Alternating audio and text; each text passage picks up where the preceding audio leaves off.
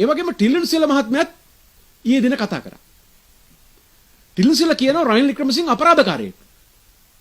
දැන් ටිලින්සිල මහත්තයා මේ රටේ අධිකරණවල වරදකරු වෙලා සිරදඬුවම් ලැබපු ලියාපදිංචි අපරාධකාරයෙක්.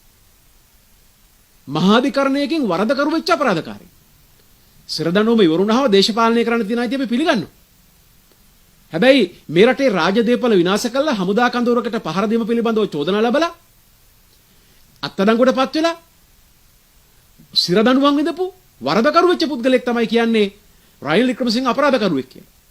ලංකාදීපේ වාර්තා කරන බලමු සභාපතිගේ කැරැට්ටුව මෙන්න මේ මුල් පිටුවේ සටහනකම එලෙස වාර්තා කර තිබෙන්නේ මේ ඊ දවසේ වෙඩි ප්‍රහාර ලක් වූ සභාපතිවරයාගේ කැරැට්ටුව ශ්‍රීනා ප්‍රසන්න ජයසූරිය වාර්තා කර තිබෙනවා.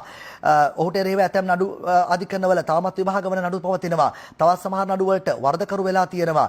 දිවයිනේ ලියාපදිංචි අපරාධකරුවන්ගේ IRC ලැයිස්තුවේ ඔහු සිට තිබෙන්නේ 1305 ඉරක් 2015 වෙනි අංකය යටතේ.